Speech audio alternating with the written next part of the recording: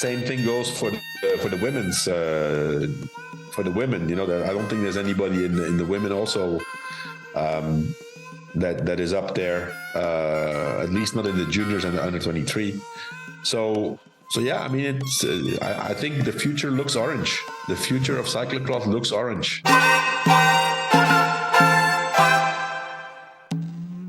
Thanks for joining us here at the Move podcast. We're going to jump in today and cover the 2024 World Cyclocross Championships. All right. I'm JB Hager. And more importantly, we are joined by Spencer Martin, who you might know from the Beyond the Peloton podcast. And then, of course, Johan Bruyneel, who's on every show we could possibly make here at We Do. And his record speaks for itself as a bike racer and as a director. But we're going to get into it today. This is going to be really fun. I think a lot of our fan base are a lot like me, where we have just really learned about cyclocross, because when you have big stars like, Van der Poel and Van Aert in recent years and Pidcock in there, us roadie fans are taking a real big interest. But man, there are a lot of specialists in there taking on this race. We'll get into all of that in just a minute. And there's some good storylines there for you. But first, I want to tell you about a couple of our partners. And I don't know how you are where you live, but man, in Austin, Texas, one day it's indoor season, the next day it's outdoor season. And so we're fortunate we can get together, even just us and our We Do Club, over 1,500 members. We get together a couple times a week for We Do Wednesday or Suffer Sunday. It's a really cool community. Get the training in. I find when you have that training set up in your pain cave at home, there's no excuses. You're like, I can jump on there for 20 minutes, at least 30 minutes. Come on. And if you don't have a setup, check out the Zwift's Smart Trainer, the Zwift Hub. It's now better than ever. And for $5.99, not only do you get a smart trainer with the pre-installed cassette of your choice, no fuss setup, and 1 year Zwift, but you also get free shipping when you enter Zwift Hub at checkout. Go to Zwift.com to grab your Zwift Hub, and don't forget that code, Zwift Hub, for free shipping. Another one of our newer partners that I'm excited to tell you about, and I've been telling you, if you haven't cleaned out your garage with bikes before they get too old and lose value, you can get a hold of Bicycle and get them listed online. Right? Maybe sell 2 or 3 of your old bikes and buy a brand new one. And you can also buy that through Bicycle. They go through it. They vet the bikes. They rank them. They grade them. It's really cool. Their interface online at Bicycle, Buycycle. It's super easy. You can go in, pick if you're shopping, you can pick the discipline of bike you want, plug in the size, plug in whether you want electronic or mechanical, what certain components you want, and then it'll do a search for it. And chances are it's going to pull up the exact bike you've always wanted at a much lower price than a new one. There are over 20,000 pre-owned bike listings right now in 30 countries. And as I mentioned just a minute ago, if you have stuff sitting out in your garage, I've learned the hard way. If you sit on it too long, it is worth so little, it's embarrassing to try to sell it. But if you sell it at the right time, you can get that money and roll it into what you need and what you want. So go to Buycycle, Bicycle. Enter the code WeDo24, and we'll remove a seller fee when selling your bike. All right, guys, let's jump into this. All I saw was a parade of orange and baby blue as I watched the Cyclocross World Championships. If you're not from one of 2 countries, you got to just sit there and shake your head sometimes with Cross World. So let's jump right in to, and I hate to disappoint people because there were no surprises. We saw Van der Poel dominate all season. This was a goal of his. He took the lead from the beginning and controlled a very, very muddy race where things could have gone wrong. But let's start with you, Jan. What was your takeaway? Probably no surprises whatsoever. Well, we could basically, resume this podcast. Okay, Mathieu van der Poel won another race, right? Of course, he won the World Championships. Everybody was expecting it. So it was a bit of a boring race, at least for first place and even second place. But yeah, you still have to do it. This is the 6th time he is world champion elite. Plus then a few other world championship titles in the juniors and the under 23, I guess. So 6th time he wins, 9 years after his first World Championships title, 2015, at the same place in Tabor, Czech Republic, same course. He wins again. As we said, no surprise. He did 14 races this year. He won 13 of them. One of them he didn't win because he crashed out in Benidorm. We talked about that a bit on another podcast, but still, I mean, it's just I'm in awe to see how strong these guys are. And a guy like Van der Poel, people can say, okay, it's boring, it's easy. I mean, it's never easy. You have to deal with the pressure. He was from the gun, out of the starting blocks. After 1 meter, he was in first position. He's not been off the front. At the beginning, he was 5 to 10 seconds ahead of the second guy. And from then on, he just kept going. But, they're going really fast. And if I look at his race, I mean, he made no mistakes, which is crazy. On a hard course, mud, slippery. To me, what's really impressive is the way he sits on his bike and the way he has everything under control. It's crazy. I don't know what you think, Spencer. Yeah, no, I was dumb enough that I woke up this morning thinking, wow, well, we don't know what's going to happen. Anything could happen. Let's turn it on. Who knows? This is why they do the race. And then just seeing him at the start line, you're like, oh, he's going to win. Like, he just physically looks so big compared to everybody else. And then the gun goes, and I think, Johan, you said in the pre-show he led from meter 1. Like, it was exactly that. He just was immediately leading. He went out of the gate so fast. And yeah, just the way he sits on the bike, you could probably be mistaken for thinking the course looked easy, but it was just like that sticky mud. And the amount of power that he puts out, and I guess the amount of stability he has, like the fact that he's able to put out so much power, be so stable on the bike just consistently for an hour. I mean, it made him it was as close to unbeatable as I've ever seen anyone on any type of course. Like, it was hard to even fathom it ever being in doubt. Like, I was thinking, well, what could cause him to lose this? Like, his chain breaking, but I don't even know if that would have done it. Like, maybe kidnapped if he was just stolen mid-race, like that would have stopped it. And that was about it.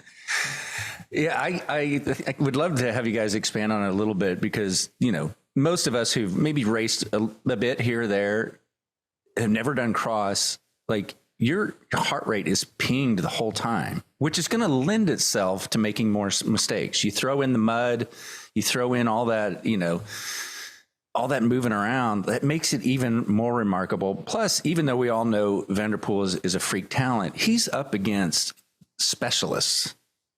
Exactly. This is what they do. That's their job. I mean, number two and number 3, and number 4, they're all pure cyclocross riders, cyclocross professionals. Whenever Van der Poel's not there, they're the best in the world. And the way he rides, I mean, I wrote down in my notes here that it said everything under control. This looked like just a sub-maximum training ride for Van der Poel. I wonder, I would be curious to see his heart rate, because it really looks like he's so in control. I mean, of course, it is an intensive effort, but he's not at his maximum. That's the sad part for everybody else. He is not once he has the gap, he cruises. I've noticed that he had about a 40-second gap. And are they wearing radios, or do they get cue cards, or do they get told when at the bike exchange? Yeah, when you go by the pit. Yeah. Okay. So he knew, it seemed like he was managing a 40-second gap. And if he wanted to make that bigger, I felt like he could have, but he also is trying to not make a simple mistake like he did in that one race he lost. Yeah. No, it's astonishing, really, how he has this under control. Must be amazingly disappointing for everybody else, but yeah, you're up against a big champion, and we've seen clearly, the guy who got second. This was for everybody else. This was a race. Okay, who can be the best of the rest, right? And I think that it's the way Joris Nieuwenhuis from the Netherlands celebrated his second place, I think speaks for itself. He came in like he won the race. And I think this was the goal for everybody, right? Okay, who can be second? Well, do you see what happened? We were talking about it being a sub-maximal effort. This Belgian rider, Niels van der Poel, went out really well, like right on, like just tried to challenge Van der Poel. It looked like JB, someone was out at Lake Austin and they're like on an inner tube behind a boat and the boat's turning around and this guy's just like getting whipped around. Like the way Van der Poel was going to the corners, he was so controlled. And this poor Belgian on his wheel was just like, you could just tell he was dying to hold the wheel. And then he fell apart, halfway through the race, finished 13th. And it shows you like what happens if you do try to race for the win against him, as opposed to just racing, assuming second place is the win, race for that. That's all you can do, really, unless you're, this was so different from last year's. I found myself missing last year's World Championship in the middle of this race. A lot of people didn't like that course because it was so fast. It was really fast. It gave us the illusion that someone could beat Van der Poel because it was, if you looked at the heart rate data, it was probably actually a lot lower last year because there was bunching and it was almost like a crit on dirt. This was just a pure test of how much power can you put out through mud for 1 hour. Well, that's what really has surprised me about Van der Poel. And, I saw it from the first race. I remember seeing him appear in his first cyclocross race this year. I think that we're going to see a Van der Poel on another level on the road also. To me, he just looks so much stronger. I mean, his upper legs are incredibly strong. Maybe the back injury is finally healed from the Olympics. I was wondering about tumble. That. That nagged him for quite a while. Yeah. But I've seen him on TV. I've also seen him in real life. I mean, the way he looks, it's scary. It's really scary how strong he looks. Johan, what is the record for most cyclocross world championships? Right, in professional, it's 7. There's one rider, a Belgian guy named Eric de Vlaming, who has won it 7 times. Van der Poel has said already, because of course on Belgian TV they've asked him many times already about the record, right? And of course he says he's not interested. I think at this point it doesn't really matter to him because, let's face it, for him this is a hobby, right? This is a hobby that entertains him in the off season before he gets ready for the classics. But yeah, Eric de Vlaming was an amazing cyclist, brother of Roger de Vlaming, who was in the Merckx era. His brother Roger de Vlaming is the record holder of the amount of wins in Paris-Roubaix, 4 times, together with Tom Bonen. His brother won 4 times Paris-Roubaix. Was an amazing cyclist. Roger, Eric also, he passed away sadly a few years ago. For many years, he was the coach of the Belgian cyclocross selection, the cyclocross team. But yeah, I mean, it's for Van der Poel. It's not a question if he can beat it. It's a question, okay, well, does he want to beat it? I mean, at this point, I think he's won 7. He is now 29 years old, I guess. Even if he skips a few years, if he decides he's going to go for it, he's going to get it. Of course, it would also depend on Wout van Aert. If Van Aert does the World Championships or not. But I mean, sadly for cyclocross, I think we're going to see a tendency that these guys are going to do less and less cyclocross races because the road season is so much more important. They make a lot of money on the road. They make good money in the cyclocross season also, but compared to what they make on the road, it's not balanced. So it's just going to depend on him. But yeah, 7 victories, 7 times world champion, which is incredible, really, to think about it. I mean, being 7 times in your career the best of the world, it's amazing. For Mathieu, I think it's just a matter of whether he wants to go for it or not. I think Eric won that in an 8-year spread, which is pretty incredible to think he won 7 out of 8 world titles. I was wondering about Van der Poel. Like, how, I do think he's going for the 7. You start to wonder the wisdom of that. I mean, should you, just because you can? Should you? Could he just?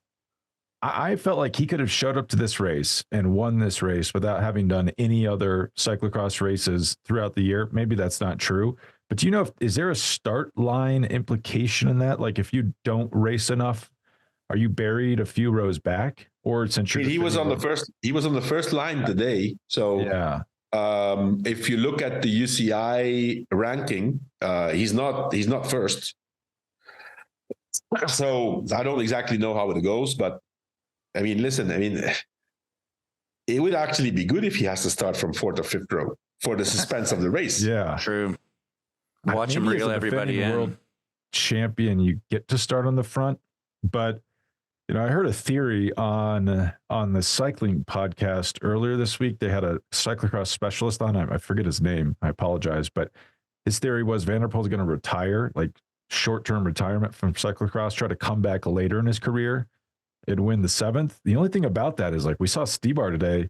Stybar used to be Van der Poel. He was Van der Poel before Van der Poel. He was like this prodigy coming up, winning world titles.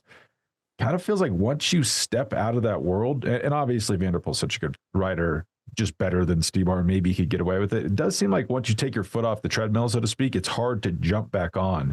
The explosiveness is so high. I think so. But again, Spencer, I don't really think that Van der Poel will lose a minute of sleep, whether he wins 6 or 7. Yeah. He's going to be remembered as an incredible cyclist. But coming back on Eric de Vlaming, by the way, he was known and is still considered to be the, how would I call it, the biggest acrobat on a bike. It's amazing what he could do on a bicycle. Back then, the bikes had no disc brakes. They didn't have the same tires. It was toe clips, and he was very famous for doing stuff on a bike which you could not imagine. And before we move on from this race, I don't think we've mentioned him. The third place, Michael van Turnhout. Really good race to finish third. Stopped like the dreaded Dutch sweep of the podium that I'm sure there would have been a special session of the Belgian Congress had that happened. Figure out what's going on there. But a bad start. He gets stuck behind Lars van der Haar, who slips a pedal at the beginning of the race. Kind of the opposite of what I described, where his teammate tried to follow Van der Poel and just race head up against him. Paced the race perfectly. Tied Van der Poel for the fastest time out on course mid-race, which is really impressive. I would have liked to see him maybe get a little bit better start. That's the one rider I thought could challenge Van der Poel, but really good race from him. Caps off a great season. Yeah, he's a typical, he's very, very famous for peaking towards championships. He was Belgian champion last year, European champion last year, this year again, European champion. Didn't have a great season, but, at the important events, he was there. And today again, luckily for he has this medal because, it looks like the tendency is going towards, the Netherlands. The Belgians, we've always dominated, but right now there's no way to beat Van der Poel. The second guy, Joris Nieuwenhuis, I think we should talk a little bit about him. He's not a young guy anymore, but he started in Rabobank development team. Then he went to Sunweb and tried a road career on Sunweb and DSM. And then I don't exactly know the reason. I think I've heard somewhere that today that he went to a very difficult time personally. I don't know exactly what it was, but all of a sudden he quit DSM in the middle of the year and signed on for the Trek Baloise cyclocross team. And since then he's been, very consistent. And this year he's won already a few important races. His Dutch champion also won that by miles, which it's also not an easy race to win, the Dutch Championship cyclocross. Hats off to him. Amazing race. And, at the beginning, the first 2 laps, he was there 5 seconds, 10 seconds, and it looked like Van der Poel was not able to distance him. I watched the race on Belgian TV. And they were speculating that, Van der Poel didn't have a great day the first two laps because he couldn't distance Nieuwenhuis enough. Turned out that was not the case, but at least the first two laps, there was some hope that we could see a real race. Before we wrap up this men's, you did touch on Stybar for a second, but I think it's worth coming back to that because he got a big send-off. And again, like I said, a lot of us are newer to following cyclocross, so that seemed like an emotional moment. Can you elaborate a little bit more on what his career has meant? Yeah, Stybar has been a big champion. He's been 3 times world champion. Then I actually started as a real cyclocross guy, then switched a little bit to the road, went to Quick Step, won big races. He won stages in the Tour. I think he won a stage in the Vuelta. Was up there in Flanders and Paris-Roubaix. Even Strade Bianche. I would want to say Strade Bianche, but I'm not sure. I think yes. I think I'm a bit of a Stybar. Following Stybar's results on the road it's my side hobby. I kind of always thought he was going to be a big star because he was like Van der Poel. He came from cross and it was like, whoa, wait till you see this guy on the road. Remember, he wins a Neco Tour in 2013 and it's like, yeah, it's starting. And then he had that Roubaix. Do you remember this, Johan, where he gets knocked off his bike when he's in the lead group? It doesn't seem like he was ever quite the same after that. And he did win Strade, by the way, in 2015. Okay. Yeah. I mean, he of course, he's at the end of his career. He was at the end of his career. He's getting older. He had physical problems. 1 year ago, actually, he had a heart surgery. So, to be able to still race and come back and put up this whole show because, he's without a team since December 31st. He was on Jayco Alula last year. And he set up this one-man team, specific expedition for this World Championships. But I think the way he got sent off today was not a factor in the race, of course. But I think it's nice. He was quite emotional. He's very popular in Belgium. Actually, he's married to a Belgian woman, speaks perfectly Flemish. His interviews are on Belgian TV are great. So big respect for him and congratulations on his career. I love asking Johan about his cycling career, as a racer. Of course, we talk a lot about it as a director, but did you get that emotional send-off as a last, like, this is my last race? Because that doesn't always happen for riders. Sometimes it's like I raced and then I didn't get a new contract, right? And, I come from radio. You don't usually go out kicking and screaming. It's usually not pretty like that. So what was your last race like? Did you not know? Yeah, I mean, I had it was in 98. It was, I think, in August of 98. No send off. I just, because I did decide already that it was going to be my last year, but I was, planning on finishing the season. But then, in August, I did a race, actually here in Madrid, and I remember I got dropped on a climb, which now I do sometimes with the mountain bike. I can see it from my backyard, actually, this climb where I finished my career. It's called Navacerrada, which is a famous climb in the Tour of Spain.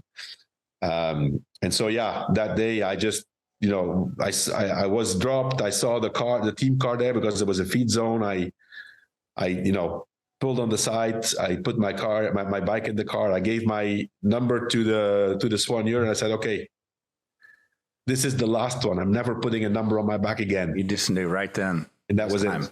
I've never raced again. So, I mean, I felt like at that moment it was the right thing to do, and I don't regret it.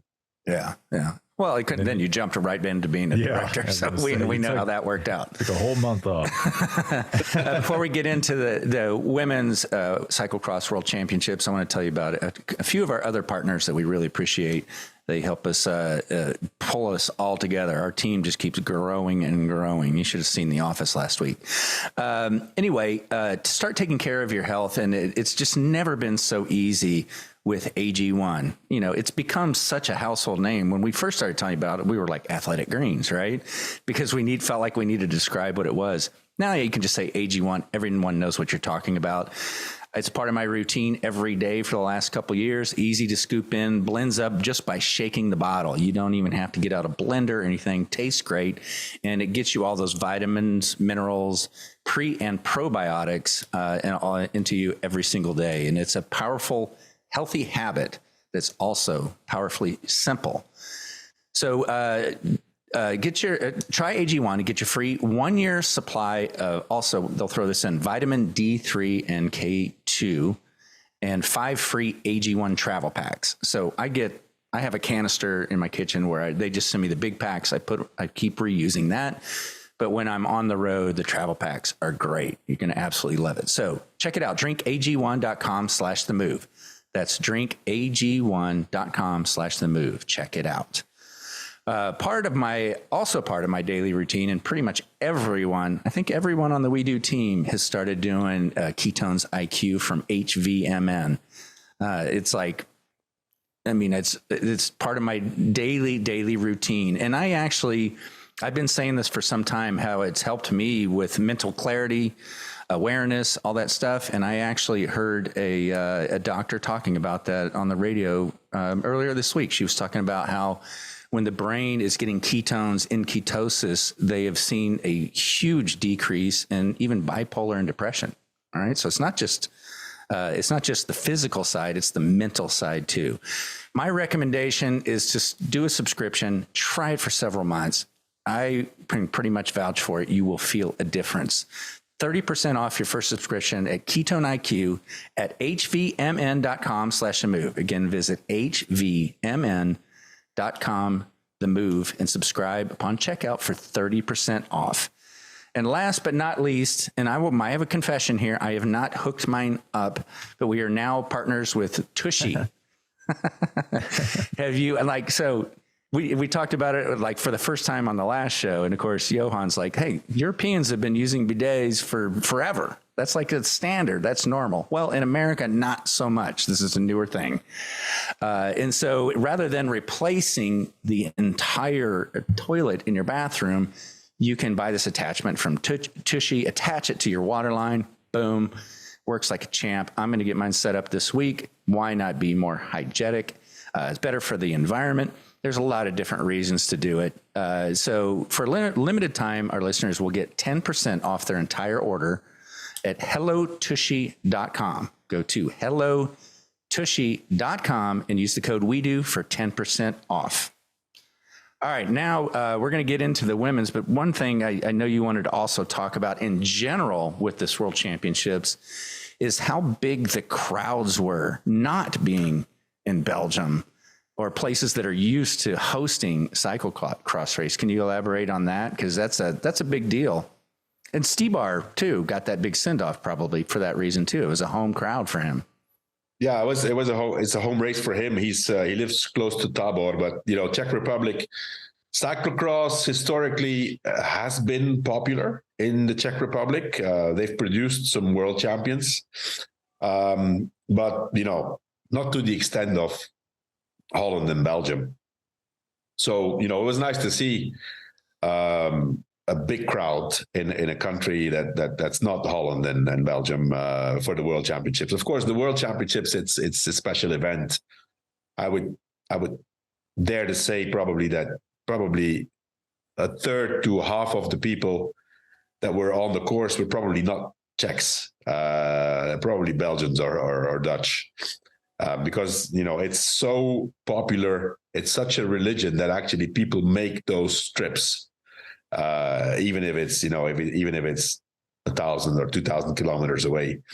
But yeah, I mean, huge crowds. I mean, and not just with the pros, with the women yesterday, the junior races. I saw a lot of people. I agree. Probably the send-off of Stybar probably has to do something because he is very popular in his country. But yeah, I mean, great organization. The thing with Stybar is a classic in the cyclocross season because it's always been a World Cup event. So they've been going there since 20 or 30 years. The race has been on the calendar. So I think that's also one of the reasons why there were so many people. Did you notice there's a Czech rider in 7th, Michael Boros? So, I mean, clearly the Stybar effect is trickled down, and that, I mean, it might not sound that impressive to like just a random, if you're just listening to like 7th, that's not good. But to just be in the top 10 and not be Dutch and Belgian is really hard. Like, it doesn't happen that often. They did get 2 medals. They got a 2nd place in the under 23 women, and they got a 3rd place in the juniors, I think, under 20 the junior men. So, you know, 2 medals for Czech Republic. It's not bad. It's, you know, it's almost equal with Belgium. So pretty good. I have a couple theories of why cyclocross is on the rise. One, streaming. We can watch these races, which we couldn't not very long ago. We did not see these. We just read about them. The other one is people who don't feel comfortable on the road. You know, you get up, you don't want to put your kid, like, I'm sure you can relate to this, Johan. You just don't want to throw him out on the road any more than possible if you have this option and passion for riding off-road, whether it's mountain bike or cross or gravel. Yeah, probably. I mean, today, for example, I was out on a mountain bike ride with some friends this morning, and we came across a gravel event here in around Madrid. It was the Spanish Cup, the first race of the Spanish Cup, and you know, still, I think gravel and cyclocross, it's a different discipline because cyclocross is very specific. But yeah, I mean, you know, we all want our kids to be safe, and you know, when they start, it's better to be on the out in the fields than on the road, for sure. So it could have something to do with it. Like, Spencer, do you feel like it's you're in cycling mecca of America, Boulder? Is it on the rise there?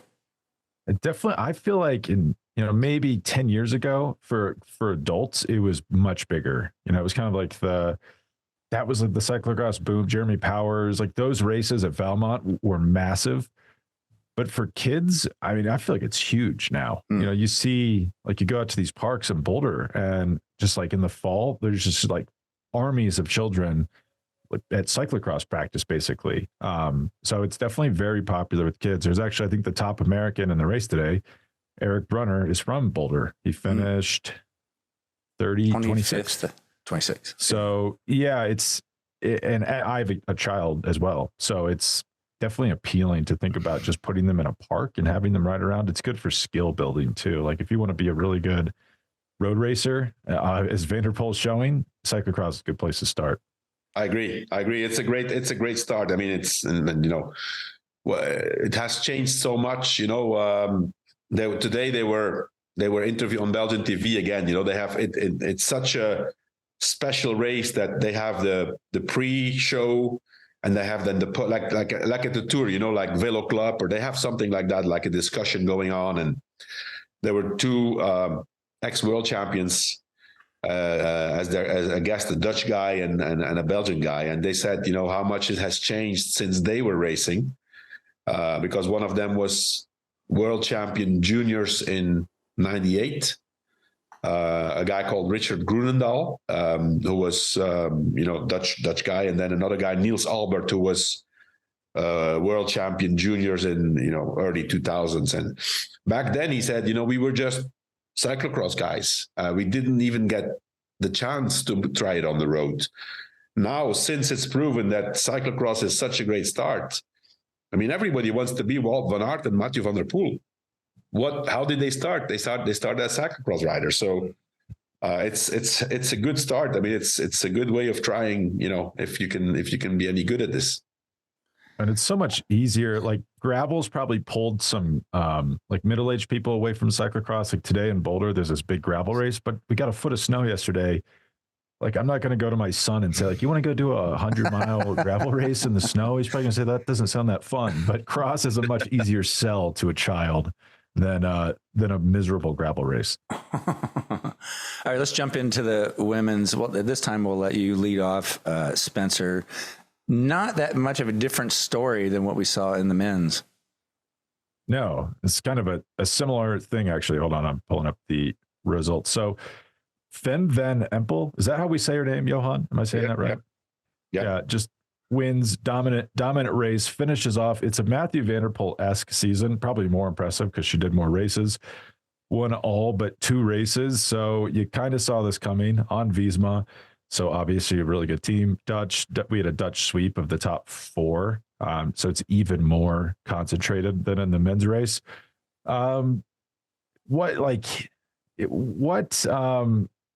I'm curious, Johan, to get your take on. So she wins last year, she wins this year. So second straight world title.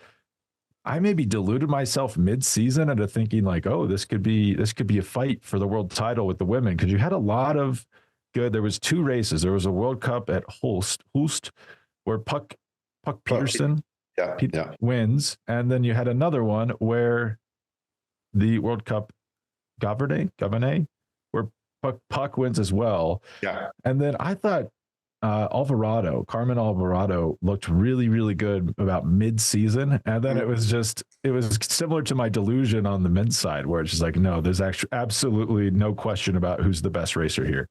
Yeah, it's the same. Fem van Empel they also predict a huge future on the road. She just hasn't tried hard enough yet. But already last year, she did the Tour de l'Avenir. She's still very young. So she's only 21 years old. So, she's normally still under 23. So is Puck Petersen, by the way. And so she won a stage in the Tour de l'Avenir, has almost no road race experience yet. But, somebody who has that kind of power, she must be a great road racer in the future. And I think the same is going to happen with her. She's at some point, she's going to get bored and tired of winning and not being challenged enough. And Fem van Empel, the dominant figure. And Puck Petersen, I think Puck Petersen, in terms of talent and quality, she's up there with Fem van Empel. She started the season later, and then but she got sick and injured the last few races. So I think that's one of the reasons. But Puck Petersen is known to be the most skillful and technical rider in women's cyclocross. And Lucinda Brandt is, she's an established value, also a great rider on the road. But Petersen, by the way, is amazing in mountain bike. Also, she won the under 23 World Cup mountain bike. Yeah, that's probably why she's the best technical rider in cyclocross. She's a great mountain biker. Yeah. What is this? I kind of hate questions like, is this good? Is this good for cyclocross that we have such dominant riders who are probably going to leave? Because it is what it is. It doesn't matter if it's good or not. It's probably just good that we do have dominant riders winning. They're fun to watch. It's kind of mesmerizing, actually, how much better they are than the other riders and how much they can make a really difficult thing look easy. But what happens in 4 or 5 years when Van der Poel's on the road full time? Let's say Van Empel's on the road full time. Like, what's the shape of the cyclocross scene then? Like, does it just kind of revert back to the mean where you have specialists winning all the time and we kind of forget this ever happened? Yeah, by then probably, Spencer, another phenomenon will have risen. It goes so fast nowadays that these young kids are coming all of a sudden and they're there to dominate. But now, let's say there's a huge difference with or without Van der Poel and Van Aert and Pidcock. Let's just taking away the World Championships, but all the other races, it's day and night difference in terms of spectators and TV coverage.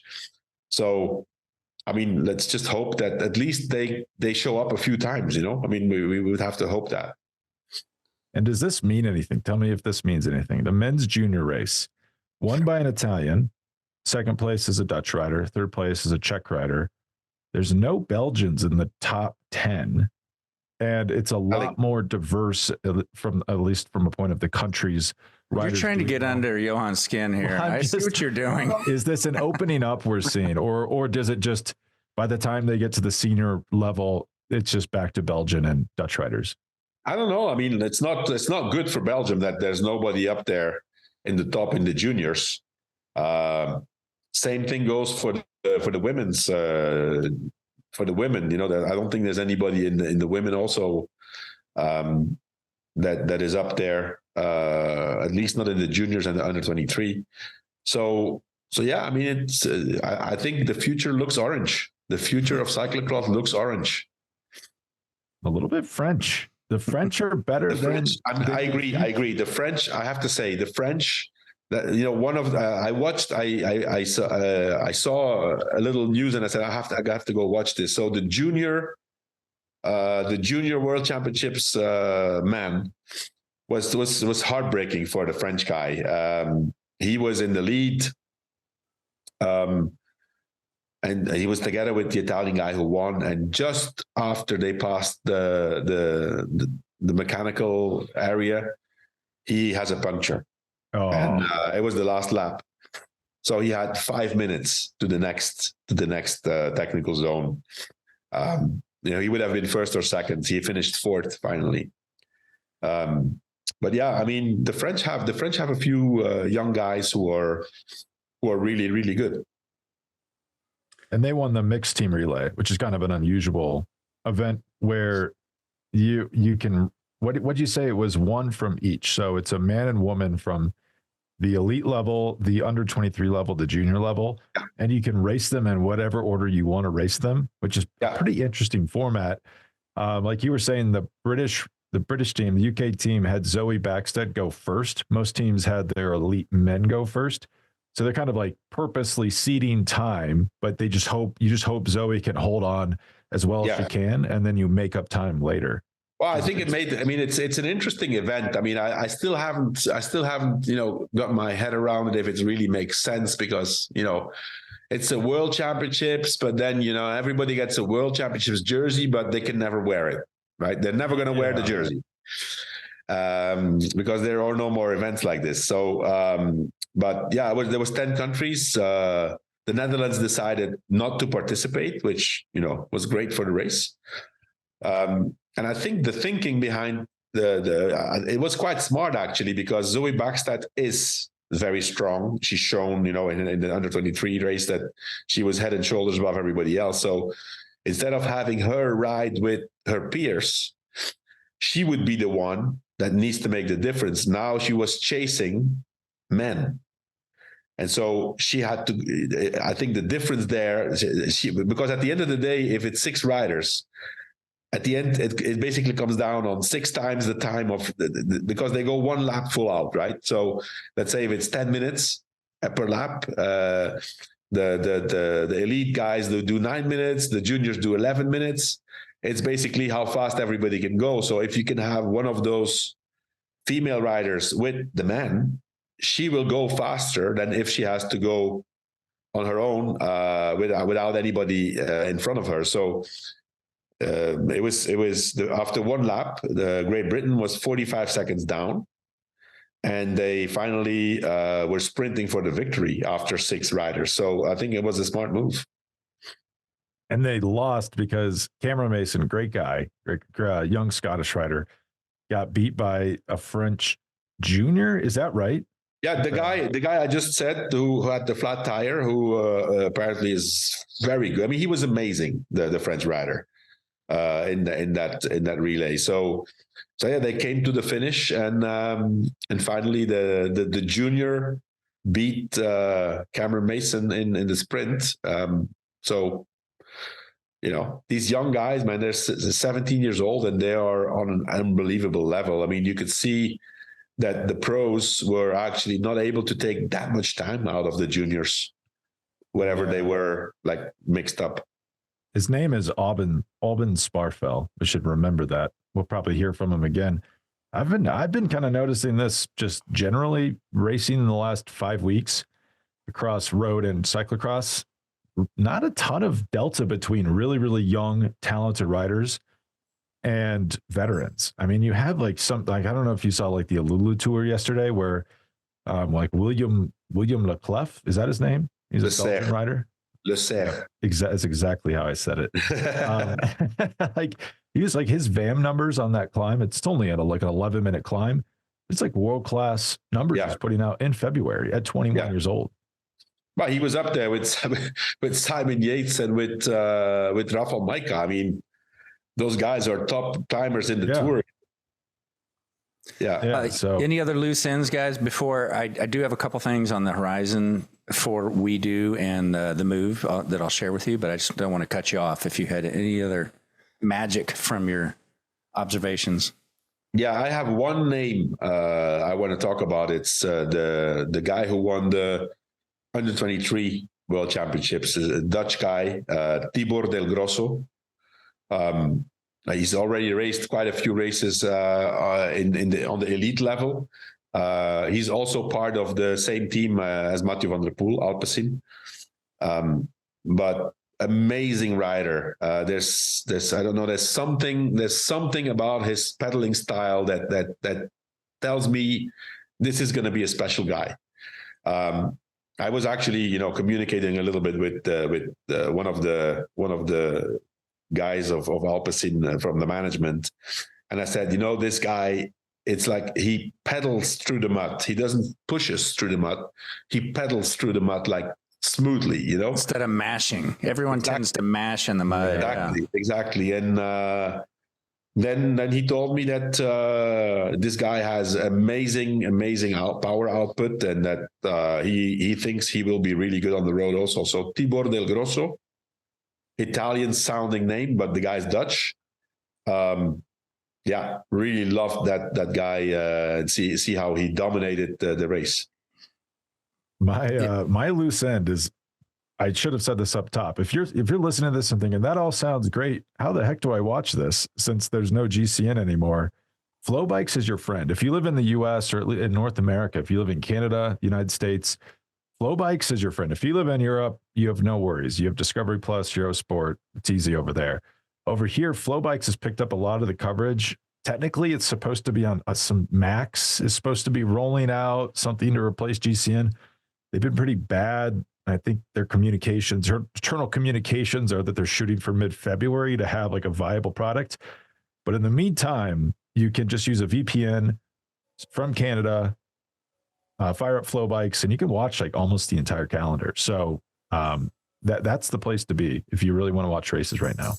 I'm glad you brought that up. We have been getting a lot of messages about that. I've been getting a lot what of do I do? emails You've been getting them too. Yeah. Okay, well, cool. Here's what's on the horizon for We Do that might interest you. A couple of things. Paris-Roubaix, a dream vacation, just sporting event to see for pretty much everyone that loves cycling, right? We put together a travel package. You can go join Johan. He'll be your director, as if you're a teammate, on his team, guiding you through through that event. George will be there, and you have a special guest as well. 3-time winner, the Lion of Flanders, as they call him, Johan Bruyneel, will be joining us the 3 days. So he will share all the time with us. He will give tips, ride the Gran Fondo with the We Do team, and then be with all of our guests the day of the race, where we have the VIP experience from start to finish. So this year we send a car for him. Yeah. Sorry? We send a car for him, or we pick him up. We're going to pick him up. We're going to pick him up. I think it's going to be better.